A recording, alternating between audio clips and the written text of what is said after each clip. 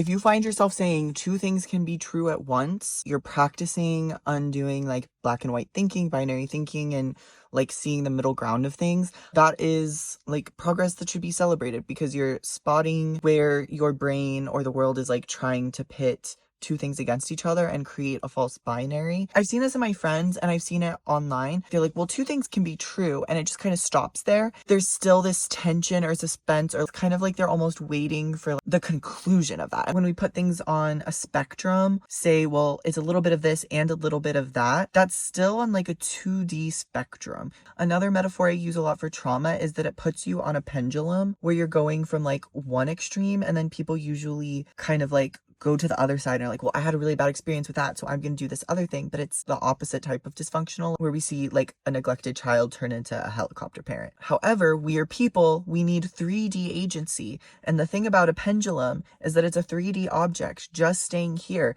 So even if we try to balance and find it in the middle, the thing that you chose of a little bit of that and a little bit of that are still based in this binary. And the actual thing we're looking for is like a secret third thing. The way to make sure that you are leaving binary thinking and fully operating in all of 3D and agency is to build a 3D spatial understanding of the world and your influence and actions, so that you see what the options really are, so that you're not using the two different things as the blueprint, when really the world is everything and those are just two things in the world. There's a million other things.